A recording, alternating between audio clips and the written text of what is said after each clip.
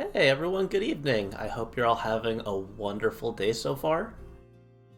I'm Elliot Ambers, and I'm here today to start my very first weekly Japanese stream.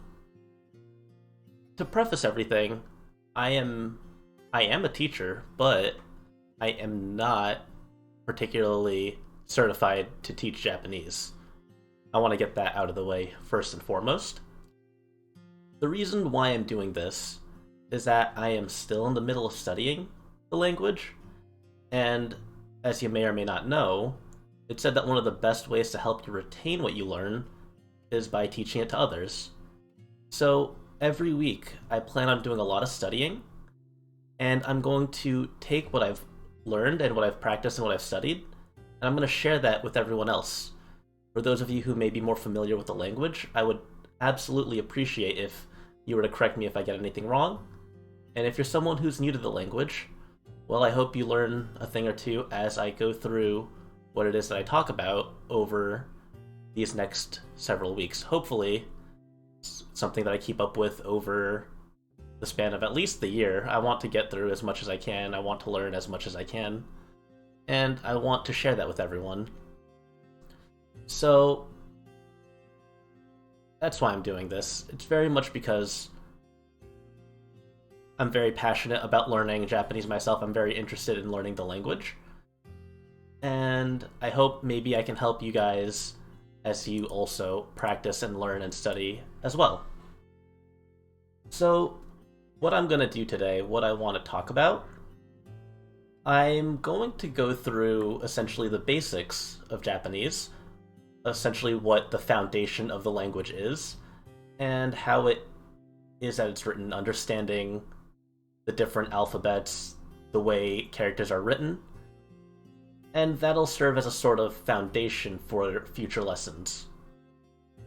So, in order to introduce the writing system, I'm going to start by writing a basic sentence that showcases all the different alphabets for the different kinds of writing systems, the different kinds of alphabets and characters that you'll see. So, to start us off, I'm going to write this sentence out. I'll explain what it says, and I'll explain what the parts are. So the sentence is... Ooh, I have the wrong color. I'm drawing with the black line. It's the following.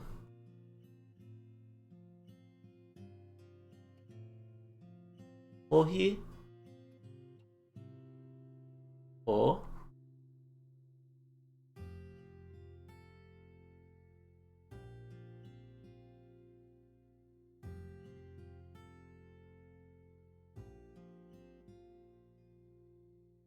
and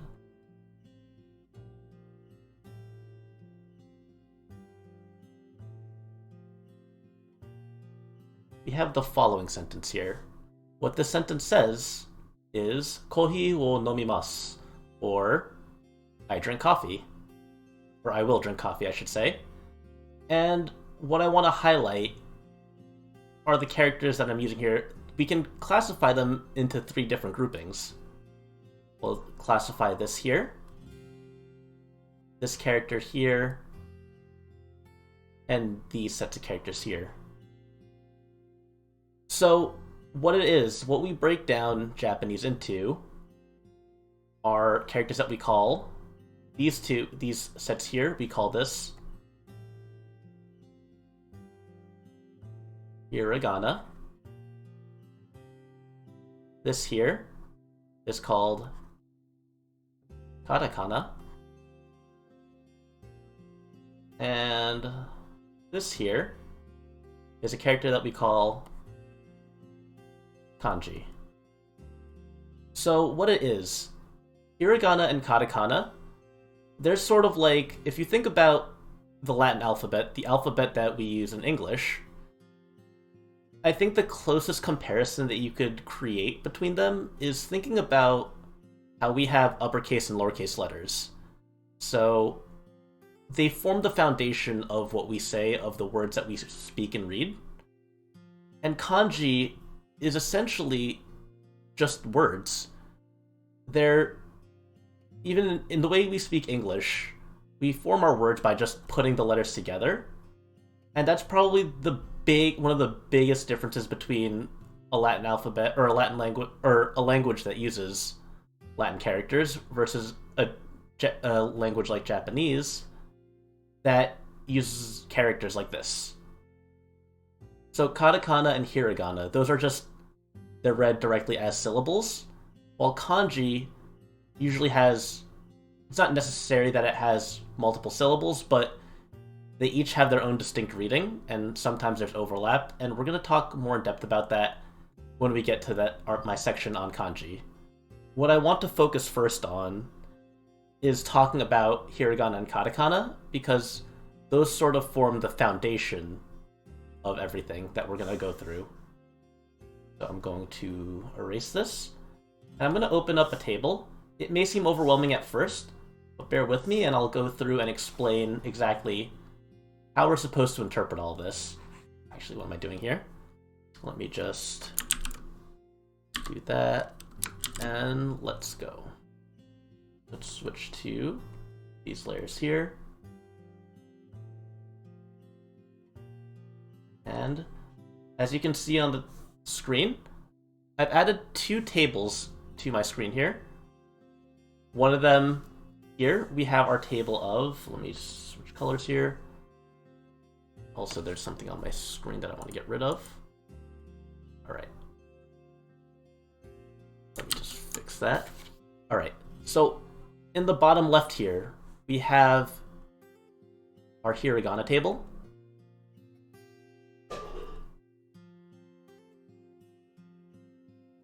And in the top right, we have our Katakana table.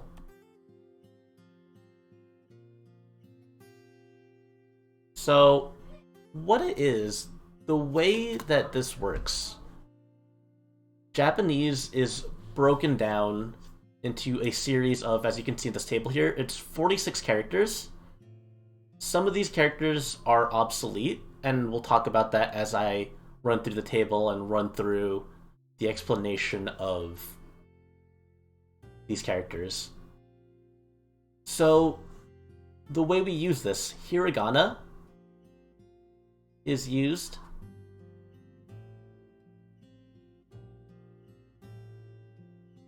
for like traditional Japanese words, like the Japanese language at its base. Anything that originates from Japan, any kind of concepts or vocabulary that originates from their language, is written in hiragana.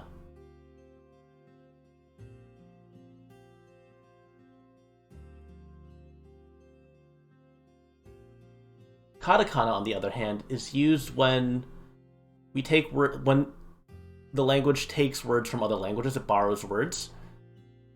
And you hear that a lot in like a lot of media and anime and games and stuff, where they'll say English words, but they'll say it with sort of Japanese syllabary. And when they read that out, they use a different alphabet for that, a different set of characters, and those characters are what we call katakana.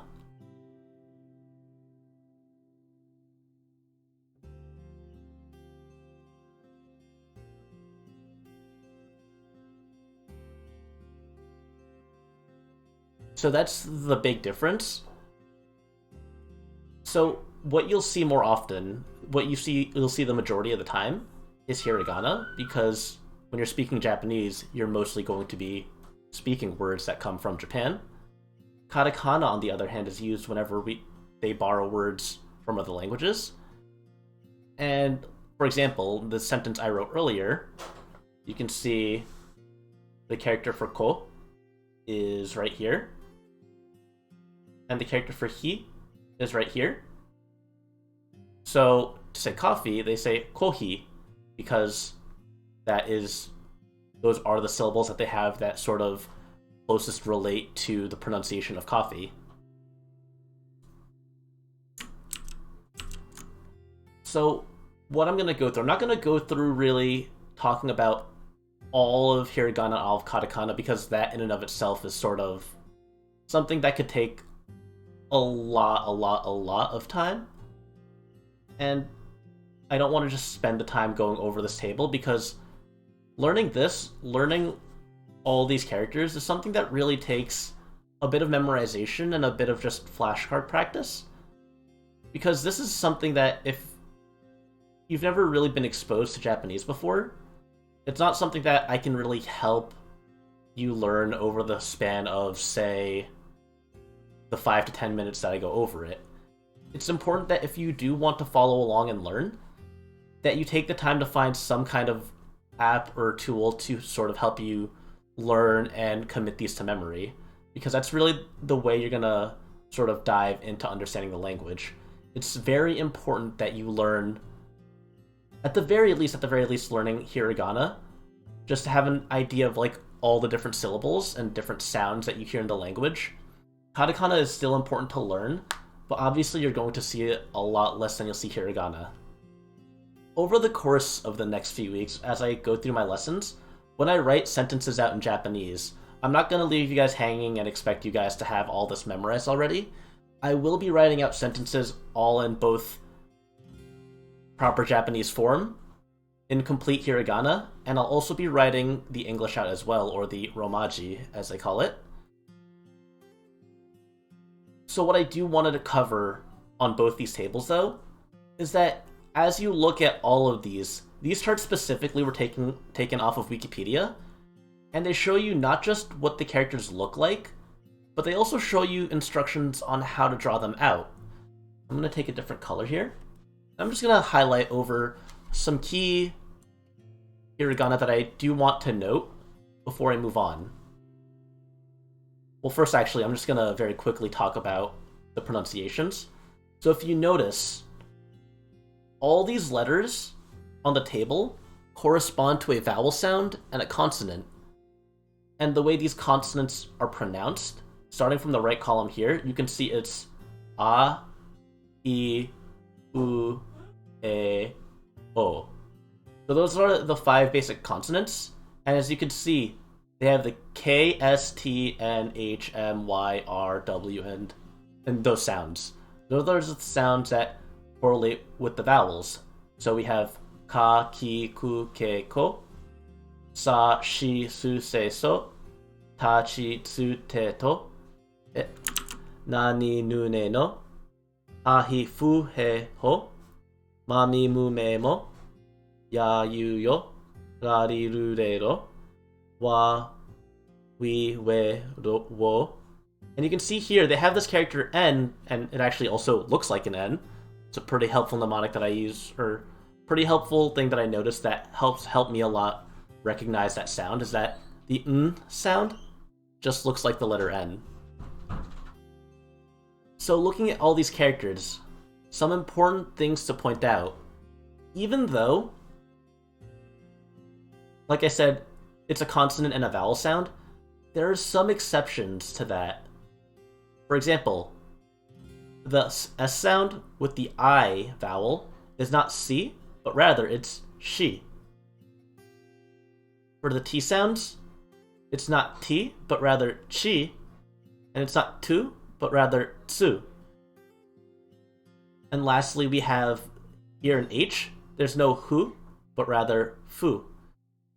As you practice, if you take the time on your own to practice and review these on like note cards or flashcards, you'll sort of get the hang of that as you read and review. But it's just something to note because those are the exceptions. So we have chi, and I'm going to draw over them so you can see my sloppy handwriting. Tsu, shi, and fu, which I'm awful at drawing this one. But fu doesn't really look much like any of the other letters in the Hiragana table, so you kind of get away with, or at least when I review my own notes, I kind of get away with how poorly I draw it because nothing else has that kind of design. So some other things I want to note on the Hiragana table is that, first off, we can cross out we, and we can cross out we. I actually forgot these characters existed because they're not used in modern Japanese anymore, as far as I've read. So I didn't even recognize those as actual Japanese characters. What else? There's a lot of characters in both the Hiragana and Katakana table that also share very visual similarities, and you can sort of, if you learn those visual similarities, it can save you a lot of headache, because you'll know that there are a couple letters or a couple characters that exist that have similar design, and once you recognize the differences in those designs, it sort of helps you commit to memory what's what. For example, if you look at Na and Ta, they both have that same cross formation, those first two strokes, but Ta has these two sort of horizontal, almost parallel lines, while Na has this little loop. So Ta looks like this, and Na looks like that. Ooh, thank you, Shoko Lamai. Sorry if I butchered your name, for following. What else? If you take a look at Ha and Ho, they're also very similar. You can see that they both have that first vertical line down, but Ho just has an extra line at the top, sort of like an extra hat in the character. They're both H sounds, but Ha has that loop there. Ho has two lines going through it. Thanks for the host, Akio. I appreciate it. Let's take a look. We can also take a look. If we see Me and Nu, you can see they both have that sort of first line, that short little cross there, and then they loop. The difference, though, is that Nu has a little extra loop at the end there. So you can see that these characters all have sort of like partners or pairs that really look very close to it. So it's very important that you understand early on, so you don't sort of get yourself mixed up there. Looking at some other common similar characters, we have Wa down here. It's drawn like that. So let me actually save drawing over it until we want to open the GeForce experience. So we can see Wa. Down here we have Ne, and we also have Re. They all have that one vertical line going down, and the little sort of cross-through line that goes back and forth over that vertical line. So it's important to see that, say, Wa. We go straight down. We cross through it and only curve in. Re, we go down and we curve outwards. And Ne, we go down and we do a little squiggly loop. So those characters all also look very similar. And there have been times, even when I'm writing my notes, when I'm learning and studying, where usually I mess up the difference between Wa and Re, where I'll curve outwards instead of inwards. So it's important to make sure that you catch those. Also, here we have Rue and Ro. You can see Rue has this little loop at the bottom of it, while Ro doesn't. What I tell myself to remember this one is that they're sort of like the opposite of what you'd expect.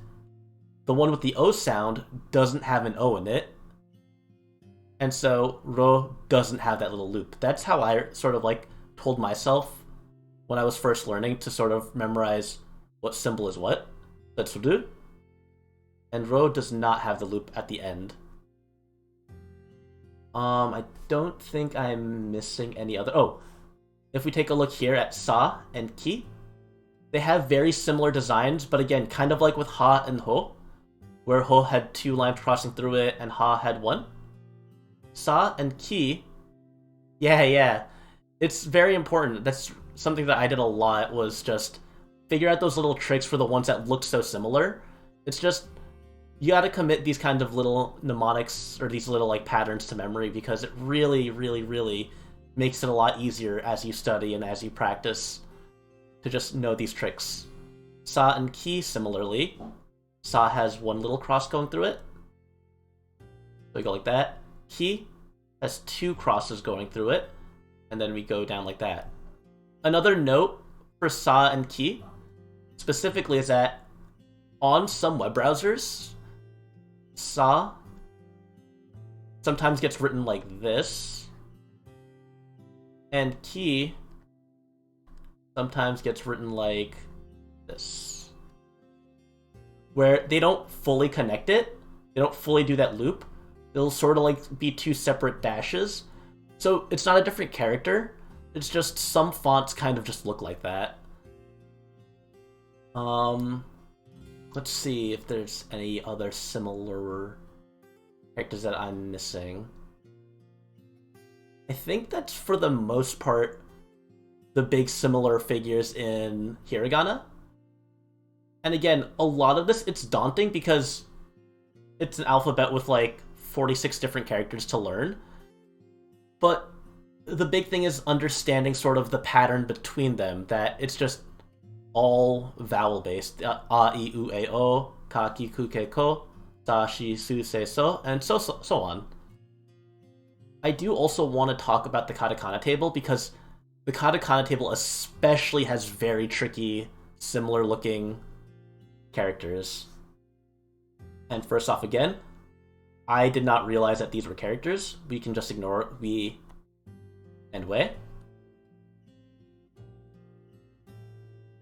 And we're going to take a look right now at just some of the characters here.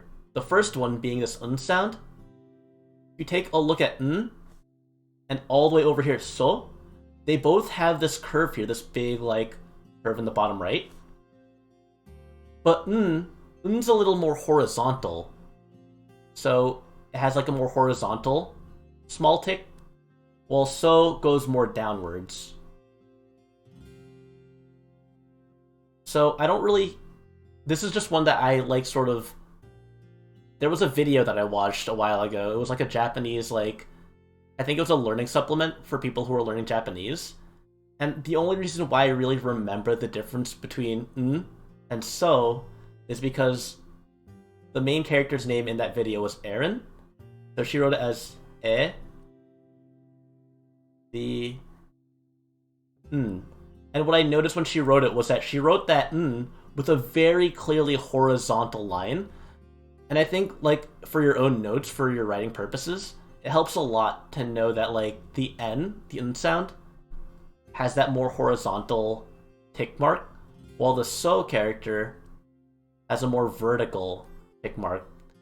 Usually the angling is distinct enough on most fonts that you can tell whether or not it's so or n, but it's just important to know which one is which in terms of which one's more horizontal and which one's more vertical. Similarly, we take a look at shi, and take a look at tsu, they do that same thing but with 2 tick marks instead of 1 tick mark. So you can see here it's she is 1, 2, and that curve, while tsu is 1, 2, 3. Again, the way I've recognized shi and tsu is this one's sort of, it's kind of a stretch, but this stretch has really helped me memorize it a lot better. Similar to how the n I said had this vertical line here, or this horizontal line, when I draw out my sh, it's usually like this. Okay. And my tsus are usually like that, where it's more vertical. This one looks like that funny face that people use for that shrug emoji. And the mnemonic I have, or like the visualization that I have to help me out, is that I sort of see the 2 lines as sort of like alpine, like skiing posts, and that I want to pass through. If you take a look, I draw out through shi, it looks like this. I draw it through tsu, it looks like this. And if you recognize from the Katakana table, this is very similar to the shi character, and this is a tsu character. So that's another sort of trick that I use to help me internalize the difference between shi and tsu for the Katakana table, because they're very visually close. So it's a very easy one to mistake for one another. So learning those kinds of visual tricks will help you sort of remember those characters. I'm glad I'm of help to you. I'm glad you appreciate this. Let's see. Some other close ones. Let me just switch the color. Back to that red that I was using. If we take a look at it's ta, and K. Ta has a line that goes through it after we draw it out. So we draw out that K symbol, and then we have that line that goes through it. K is one stroke less. It just doesn't have that middle line. And it's a pretty simple distinction. It's just... That's just one that I committed to memory, that K. Or Ta just looks like K with an extra line going through it. Let me see. I think there's a couple other similar ones. Oh. Fu. You can see here Fu has the, it's just like a vertical or horizontal line and a curve downwards. While Ra is that same symbol, but it has a hat on top. Again, this is just one that I recognized from practice that I sort of committed via rote memorization. There's not really any special technique I use to, or like special mnemonic that I use to memorize that one either. And then, let me see. Yeah, those I think are the worst offenders for Japanese language, or for the two alphabets for Hiragana and Katakana. There's also No, where it's just sort of like it has that same curve that N, So, Su, and Shi all have, but No's pretty simple because it's just this one line. That's it. And that's more or less it. One other thing I wanted to touch upon. I mentioned in the Hiragana table that Sa and Ki had these different variations depending on the kind of font you're reading. Ri also has a variation where instead of being written like this, you'll sort of see it drawn as one line, where it'll look like that. It's still the same character again, but certain fonts just draw it in a different way. So that's really it in regards to the Hiragana and Katakana table. What I want to talk about next is the extra sounds that come with it, because yes, there are... So that's 46 and 46, so there's 92 characters that you guys will have to learn in order to sort of be able to read all the different syllables in Japanese. But there's also modifications on these letters for some extra sounds that you couldn't make otherwise. Think about it similarly to how, say, in Spanish you have... Let me actually make a new layer here. Think about it in Spanish, where you have the N with that tilde over it, which makes a sound that I don't think I remember how to make, because I didn't really study the language that much. Or if you compare it to German, which is a language I did study, how we have, say, O with the two dots over it, which changes the sound from an O to an OE sound. Japanese also has similar markings to that, similar particles. They call it diacritical markings. So what these are, the characters that have these are the following.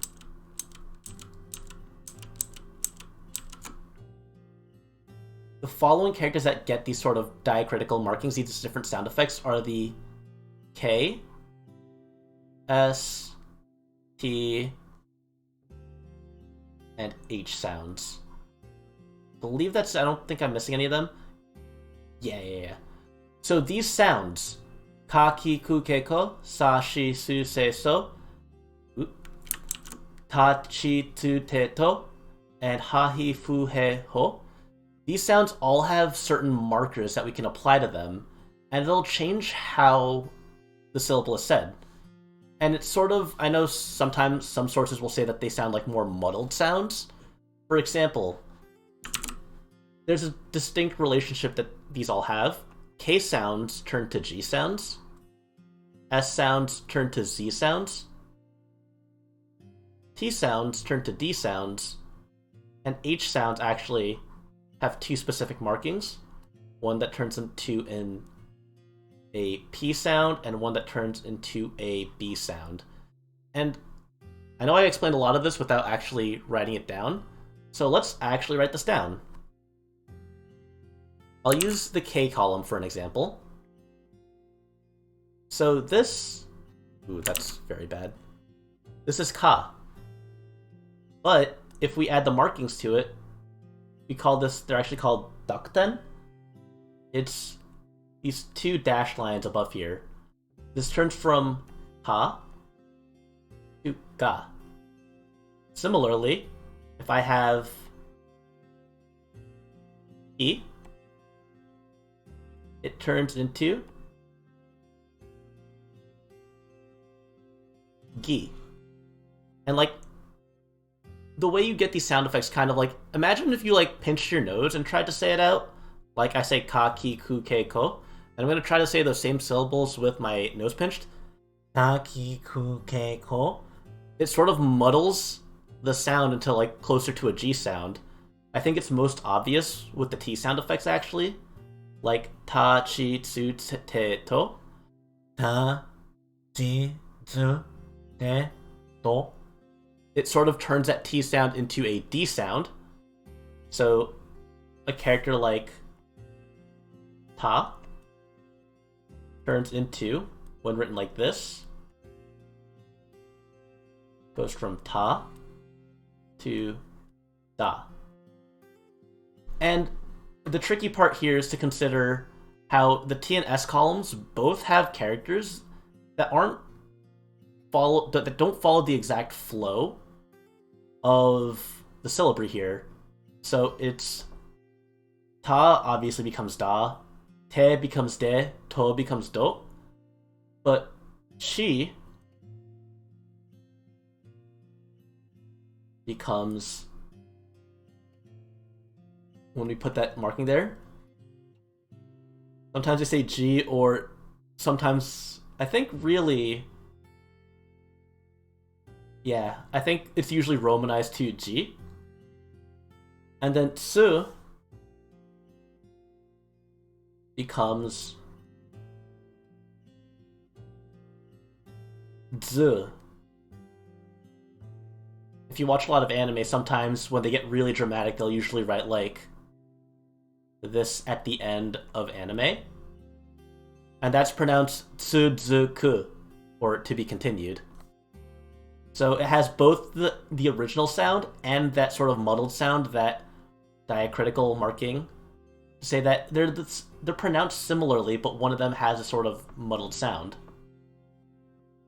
And so, as you study Japanese, as you study these tables, it's also important to know that that double marking there turns each of these consonant sounds into their respective sounds. One last thing I need to talk about, because as you can see, one of these four characters actually turns into two different characters. So let me erase this. And I want to talk about the H sound, because that very much stands out from the rest of these characters. And it is probably one of the things that tripped me up a lot, knowing which marking goes to which. I have a handy way of sort of recognizing which one is which.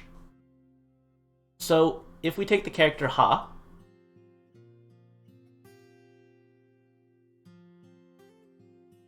there's two different kinds of diacritical markings that we can apply here.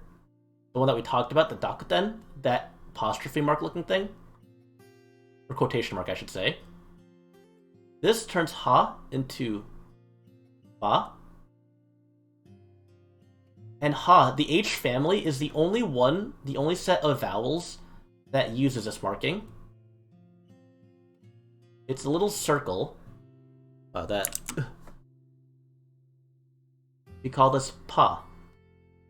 Similarly, he becomes either ba or pa, sorry. He becomes b or p. He becomes be or pe. O becomes bo or po. And fu becomes bu or pu. And the way I recognize it, the way I sort of like memorize this one, is that if I think about a capital B, it's got like sort of two of the same loop there. Same how the dakuten has two marks there. Pa has one circular loop, just like how the letter P has one circular loop there. So that's sort of how I memorize the difference between the B sound and the P sound. So I can't really say too much I don't really want to spend too much time here because, again, getting these tables down and these sounds is something that sort of comes with time and a lot of memorization and practice. So what I want to go to next is the following. There's still some more sounds that we have to work with here. And that is, if we take a look here, the Y column has 3 sounds. The ya, you, and yo. And these sounds actually can be used with certain characters in order to sort of give them a newer sound effect. So we're going to use the character she, for example. Normally, this is just she. But if you use any of those Y characters, usually the way it's written is sort of like a lowercase if you compared it to English. You could say, if we use she, and then use the character ya, but like a smaller version of it, is how it's usually written out. This is sha.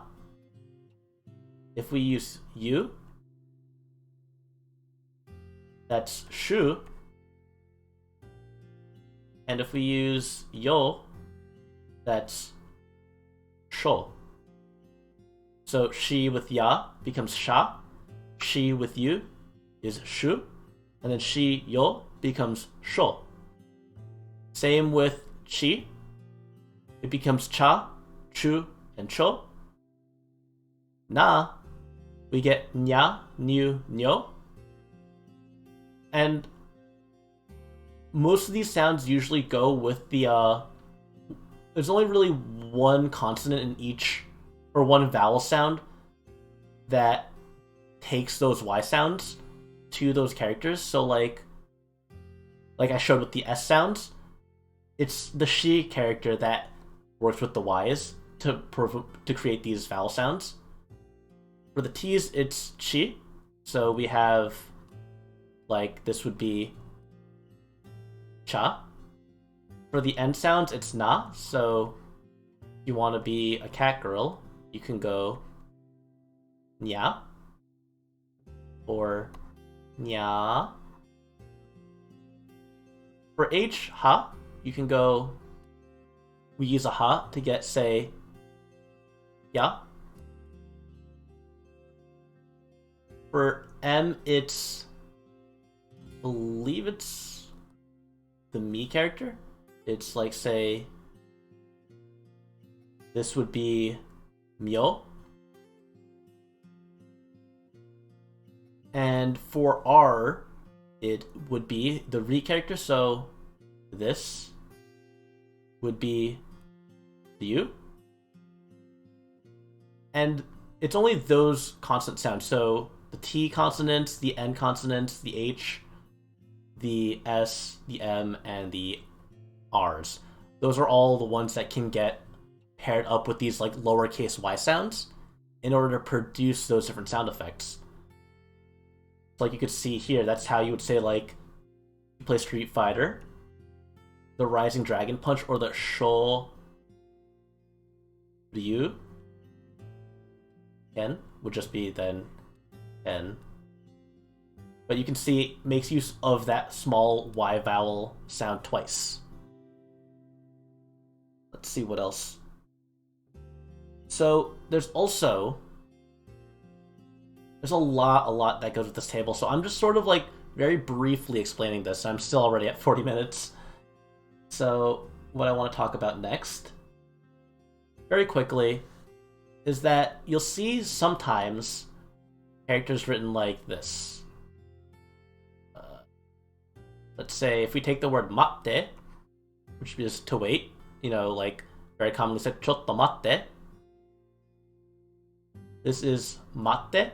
So you can see there's the ma, and this is te. And you can see the very small su character. What this does, it borrows a consonant from the next character over. So if we wrote this out in English, it would be matte. You want to get that consonant sound in both syllables.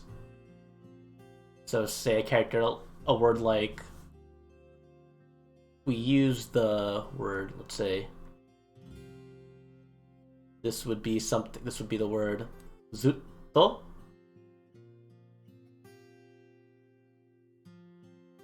And T because that's the to character. Let's see. I'm trying to like. Oh, if we take the word. B. Here you can see this. This is B. Ku. B. And that small little tsu means that it borrows a consonant from the K. So it's bikuri, which is surprised. And that's just me talking about. I'm just talking about this little tsu. You'll see that a lot. You see that a lot in Japanese sentence structure. That just tells you that you're borrowing the consonant from the next character over. And those are, I believe, the main things I wanted to talk about with Hiragana and Katakana. Just going over the different characters in the language, going over similarities that you'll see in the writing and the reading of it, and also some other extra smaller characters that will also pop up frequently. Again, I can only provide you with so much information on a table like this. I don't think there would be any efficient way for me to sort of have you digest all 92 of these characters at once, along with the different vowel or different consonant sounds and all the different, like the usage of the Y vowels or the Y characters. It's a lot. And if you really want to study Japanese, I would highly recommend you finding some kind of flashcard app on your phone or on the internet in order to sort of help you recognize, remember, and familiarize yourself. And like I mentioned earlier, as I go through these lessons, as I talk about Japanese grammar and sentence structure and everything, I'm not going to leave you guys out to dry. I'm not going to just go straight into using all these characters without letting you guys figure out what they say. I will be consistently writing both the English characters, and I'll be also simplifying any kanji that we get to as I write them out as well. Which gets me to my next point, now that we've talked about sort of these two alphabets. I want to talk about kanji. Make new layer. And I want to spend a good amount of time on this as well, because a lot of people, when they say they start studying Japanese, they're always like, they always say how kanji is like evil, how it's hard, how it's like scary.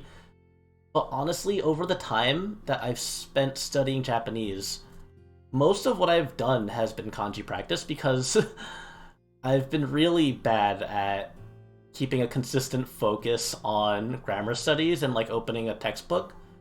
But I've used a lot of kanji like study apps that have sort of just like throw these words at you, throw these characters at you, and they just have you practice them and memorize them. And it's just the same way you'd learn words in English, especially if English wasn't your first language. Kanji is really just characters that represent whole words. Why do I have red chalk? Let me change that. Alright. Let's start kanji. So, I could say things like the word for time is toki.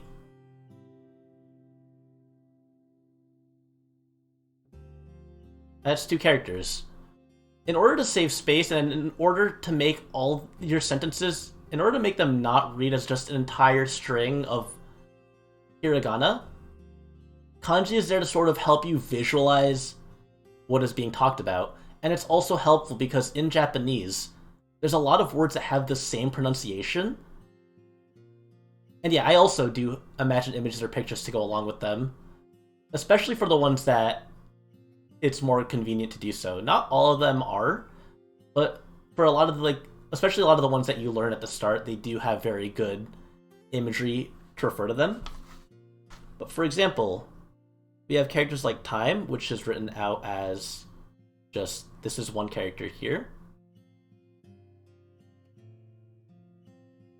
This is This whole thing, this is time or toki. Or you could say if we have the word for water, mizu. Instead of writing that out, we have this 3-stroke kanji, which is just, or 4-stroke I should say. It's just mizu, it's water. Another thing to note about kanji, because this is probably like one of the worst things about it. So, for those of you who have briefly studied Japanese, you'll know that there's multiple readings for the same character.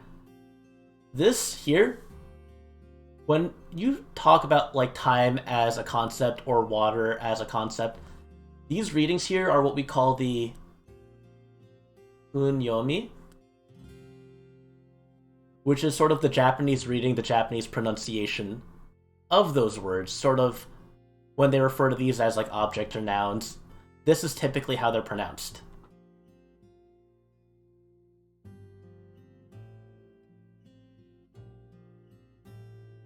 But these words also have different readings because, as you may or may not know, kanji was borrowed and taken, or I guess not borrowed, but just straight up taken from the Chinese language. And they kept those pronunciations to be used in different conditions. For example, a different reading for time would be ji. Actually, let me write this out here just so it's here. Toki. Ji. Mizu. And this is sui. And these are the onyomi, or the Chinese reading. So the purpose of this, of knowing these readings, both the kunyomi and onyomi readings, is that very commonly, very oftentimes, when you work with compound words, kanji or words that contain multiple kanji, it's going to use typically the onyomi reading. There are some exceptions, but again, those are by a case-by-case basis usually.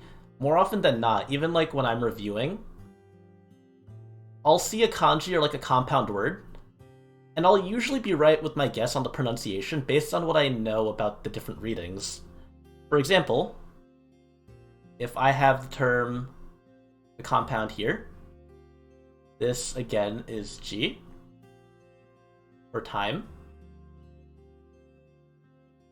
And then this is the kanji for period. I believe it would be very embarrassing if I got that wrong.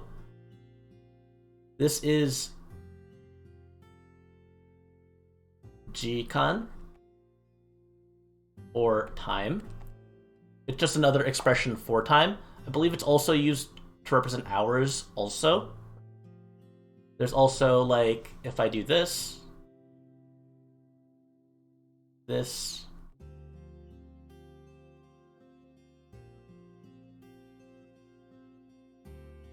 compound word here,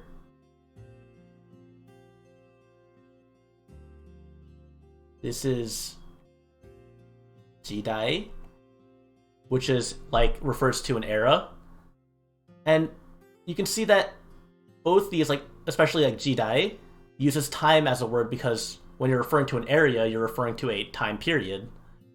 So these characters, instead of having to write the whole thing out with hiragana, kanji is there to like sort of more clearly explain what the context of what you're talking about is. Same with water. For example, if I do... Ooh, where'd my mouse go? If I take water, and then I use the kanji for inside, or center. This here, this is suichu, or sui, and then chu, written like this. This means underwater or inside the water. Knowing what these kanji mean, studying that, and obviously That's not something that I'm going to expect you guys to know right off the bat either. But sort of in the same way like how English works with compound words, putting these symbols together in Japanese, the more you study and the more you practice, the more it usually will make sense when you encounter a compound word that you haven't really studied yet, but you recognize the characters for. So that's why it's very important, I believe. Like, I think, and I'm probably not the only one, I don't really speak to many people who speak Japanese, but I think it's very important that you study kanji to some extent independently of your grammar studies. Because, personally for me, as I've been scrolling through the internet and going through like Twitter and other websites, I've found I've been able to better and better read conversations and things that are happening purely because I've just been studying and reading, and I pick up on more kanji as I read. So next,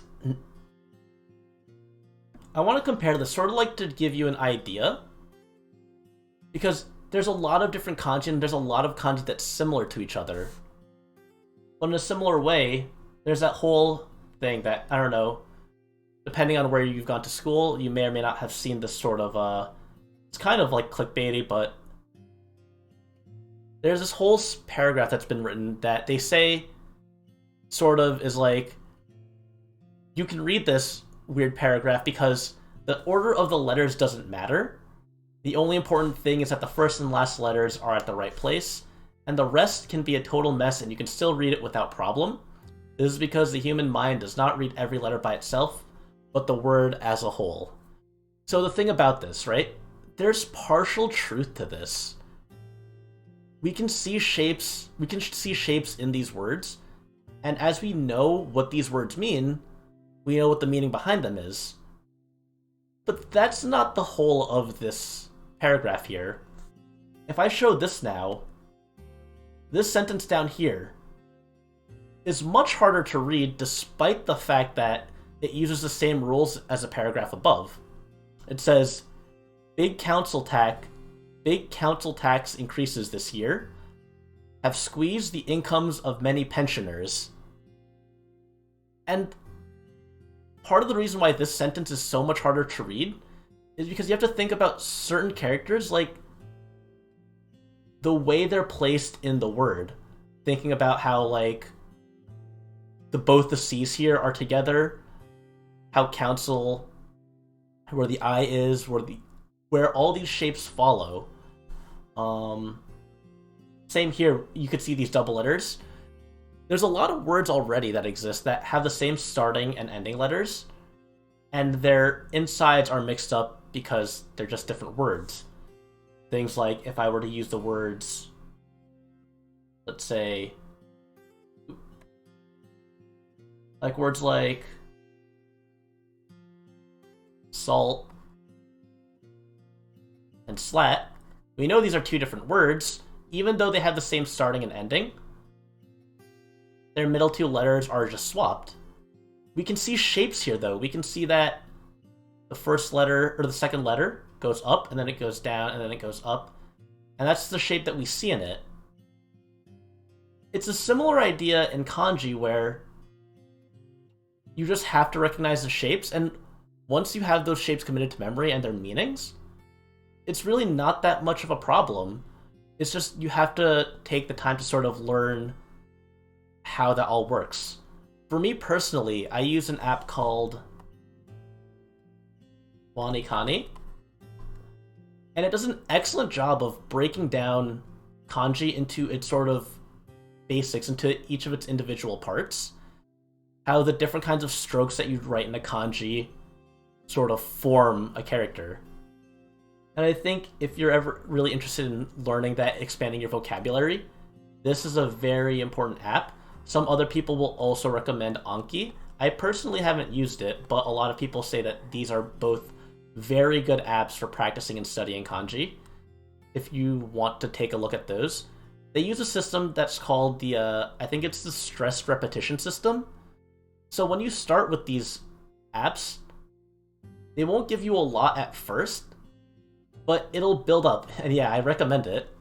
So like, once you have a hang of Katakana and Hiragana, you can use Wanikani and it'll give you the words.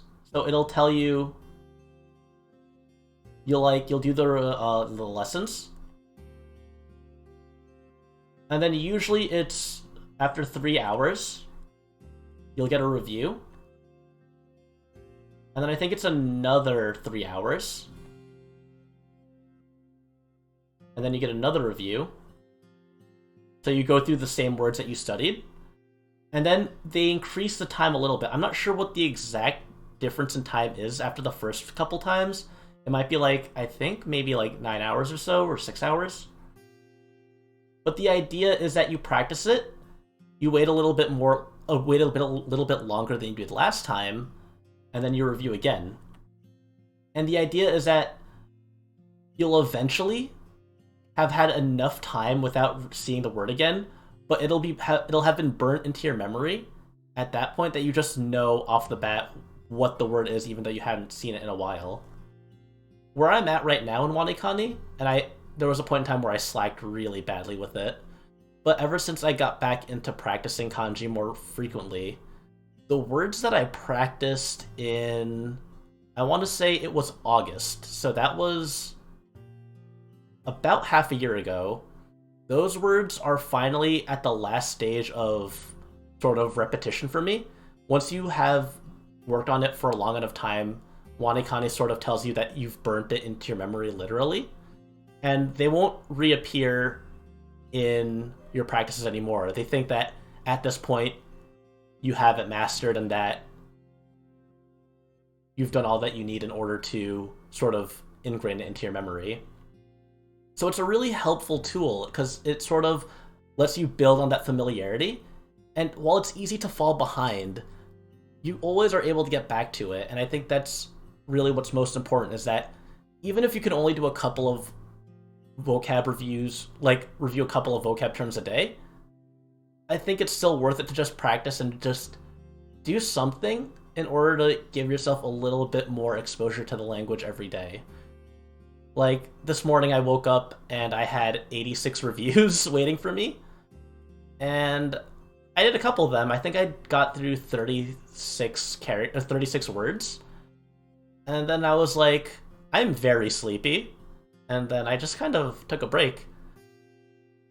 And I do believe I still have like at least 121 new lessons to start.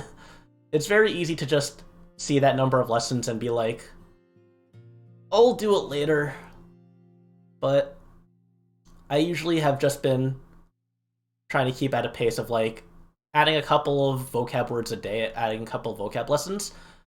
It's as long as you're going at a pace that you're comfortable with, I think that's what's most important. You don't want to work yourself harder than you think you can. And while it is important to not be lax, I think as long as you can at least commit a couple of minutes a day, if you can, I think that's really what's most important about studying. What I want to talk about now is this. I wrote this whole section here, talking about what we do. What do we do when we see a word that we don't know? This first word I'm going to use is pretty easy, but it's just an exercise in breaking down words. So let's say we use the word decompress, or decompressing. So a word like this, we know we can break it down into its prefix, the root word compress, and the suffix ing. We know that D usually means the opposite, or it's like negation. We know like the word compress, that's our root word, means to squeeze or make compact.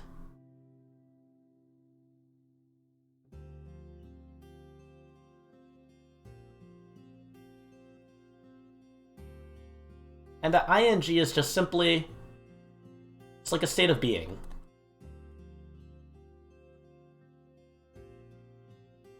It's something that is occurring.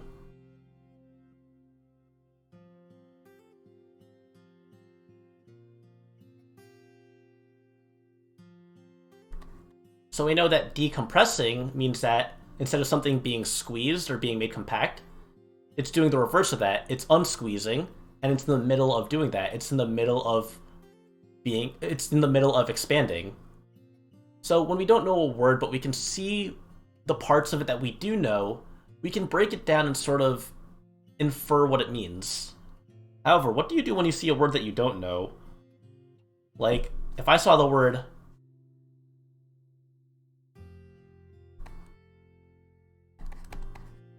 Like, this isn't a particularly common word for anyone, like, learning the language. Most people don't know what this means, I'd assume. I barely know what it means. I think it, like, means, like, a chance occurrence or something.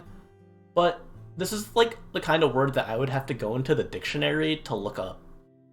Like, there's no way around it. I don't know how to break this down in a way that I could figure it out. So, it's the same thing with Japanese. A lot of times when I'm reading, like, conversations in Japanese and I see kanji that I don't know, especially if it's, like, not a compound word, but rather a singular kanji that I haven't learned yet, I just have to go to the dictionary and I just have to figure out what it means and figure out the reading. For that matter, I very much recommend that you use jisho.com as a dictionary. It's a very good website. It allows you to either type in the meaning in English and find it, or it lets you break down a kanji into its parts. So it has, like, a very nice, like, if you can figure out what the parts of a kanji are, you can sort of build that, and it'll help you, and you can use that to find it as well. Or you can even type in the romanization of a word. Say you want to know what the kanji for time looked like, or let's not say time because I showed that one already. Let's say for... I'm trying to think. Let's say for fun, right? You know that fun is tanoshi. We know that that's what that tanoshi is fun. That might be a word that you learned if you have heard the word before. I feel like it's a very common word that you'll hear in media, so you might know that that's what that means. But you don't know what it looks like. So you can just type tanoshi out in Jisho, and it will tell you what it looks like, which I believe is...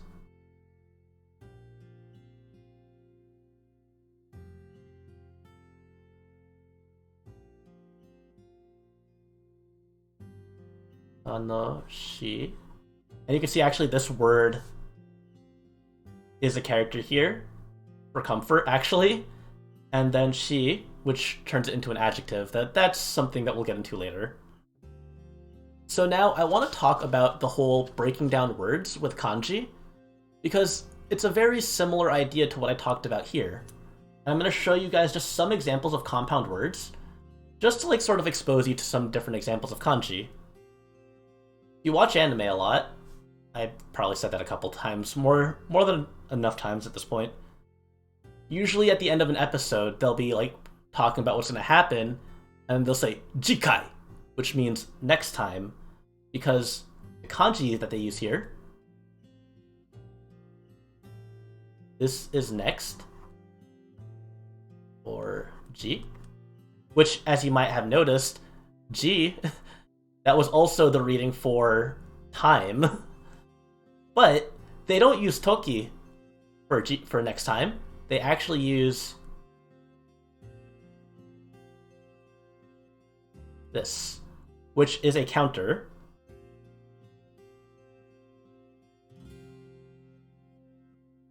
For occurrences.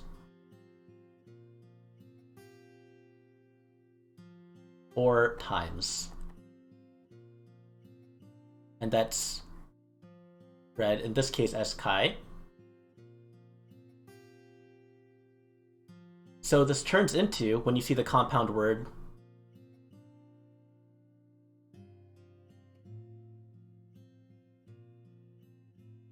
this is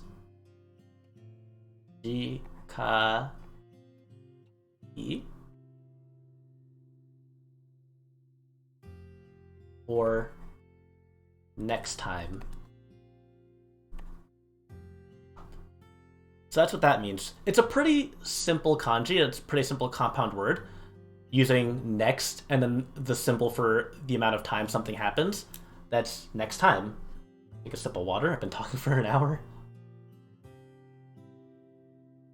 The next one is also pretty straightforward. We go to the next one. If I take the character...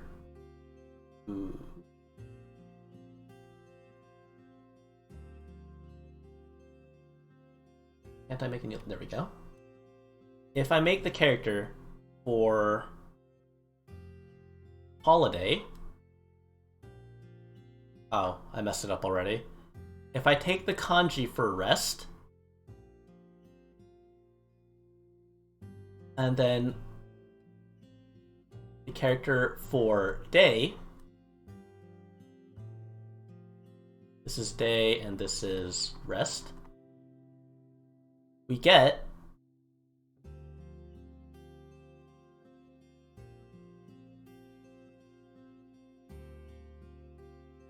the following. We get this compound word, which rest day is holiday, or as this is read, Yujitsu.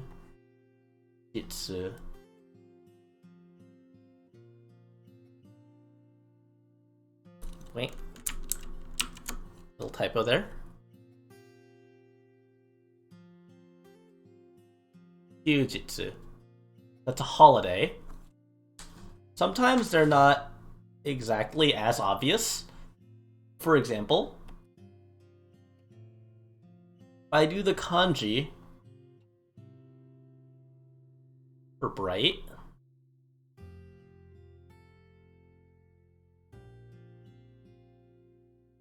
I'm glad to hear that you're learning. And then the kanji for day. Some of you might actually recognize this because this is a very common one. Does anybody want to take a guess? Anyone in chat? Take a guess as to what this combination of two symbols means. Bright day. Because it doesn't mean bright day. Like, this one is actually very... Like, I wouldn't guess this. Like, this is one that just... You learn it, you commit it to memory, and that's really it. But this is actually tomorrow, or ashita.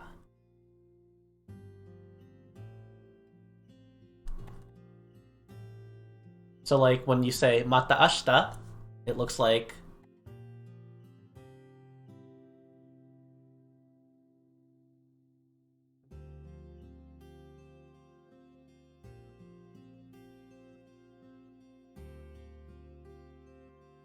and mata just means again. So literally, if you were to sort of literally translate that to English, it just means again tomorrow.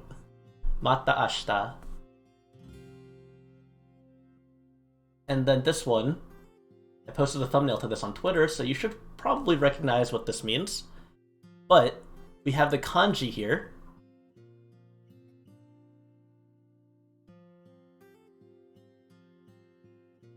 You'll see this a lot of people's bios because a lot of people do want to get better. This means exertion or diligence. And this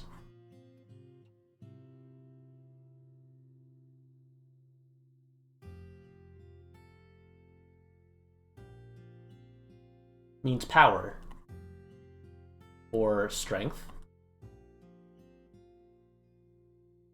And you'd think strength exertion, or the exertion of power, maybe it refers to something like, you know, working hard, pushing or pulling something, exercising.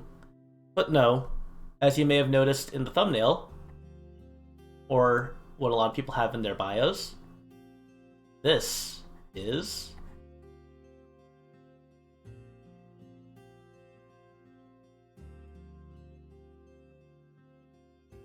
Just draw this out.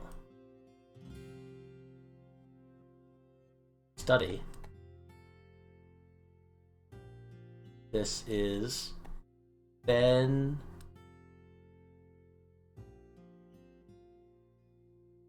Yo. And I'm trying my best to line up like the hiragana to the romanized letters.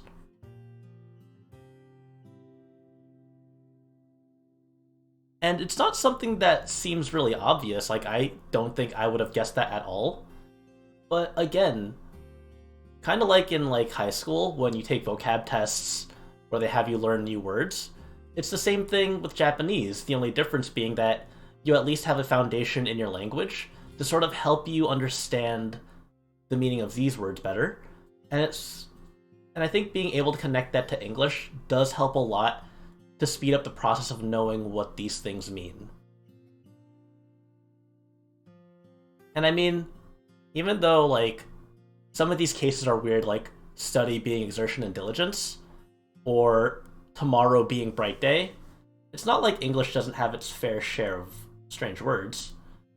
Think about a term like fireplace.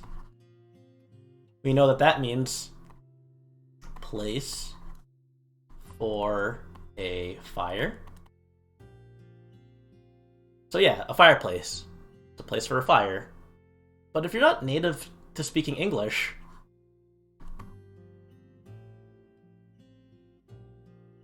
your first instinct upon hearing fire truck would be to think that it's like a truck on fire or like a truck that has to do with fires. But it's a truck whose express purpose is to take out fires, not literally.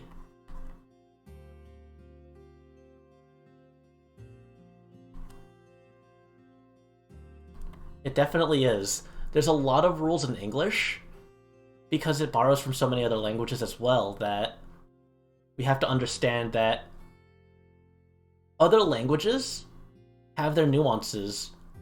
But speaking English, you already know that there's so many different rules and exceptions that it's sort of just something that I feel that I've learned to accept as I study Japanese, that there will just sometimes be weird things there.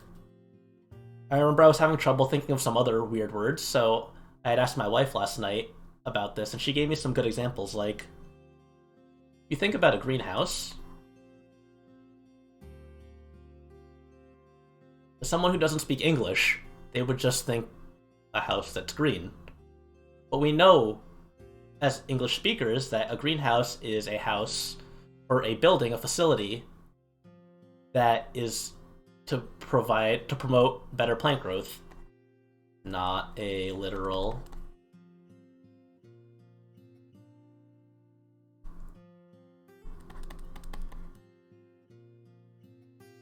I think my favorite example that I was given was busboy, because when she explained it to me, I didn't know what it meant to bus a table. I actually thought that was just another word for waiters.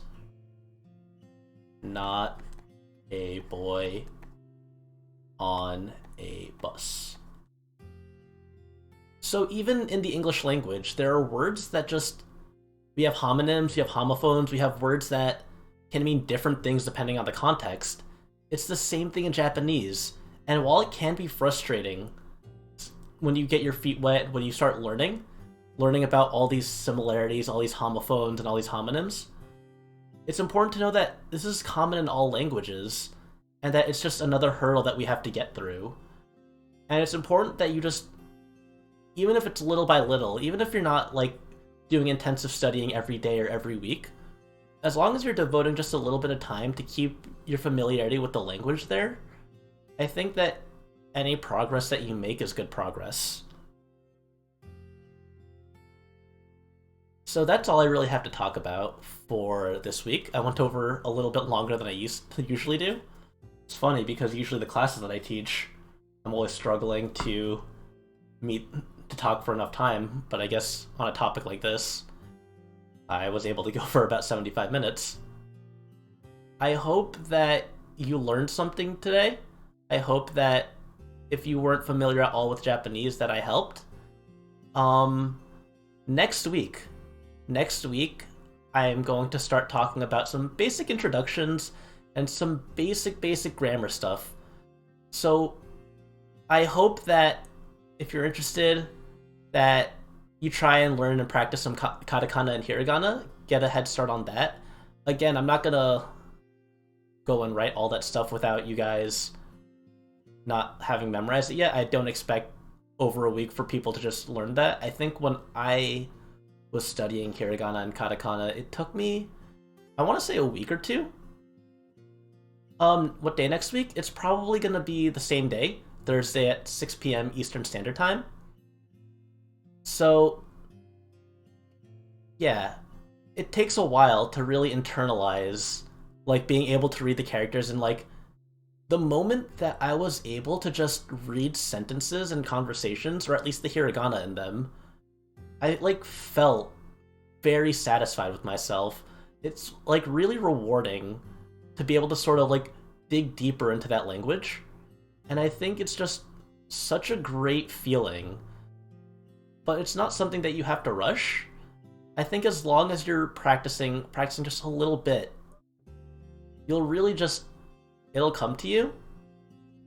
And I think that's really just, it just feels so much worth it once everything sort of clicks and you, like, once you realize you don't need the flashcards anymore, once you realize that you're reading more and referring less to your notes, it's just such a satisfying feeling.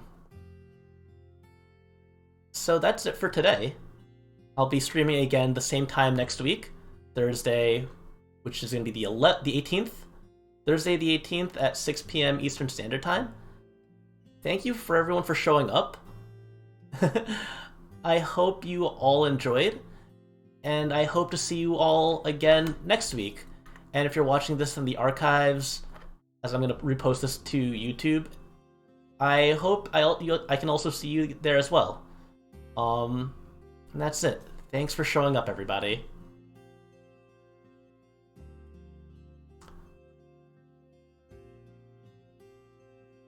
お疲れ様でした。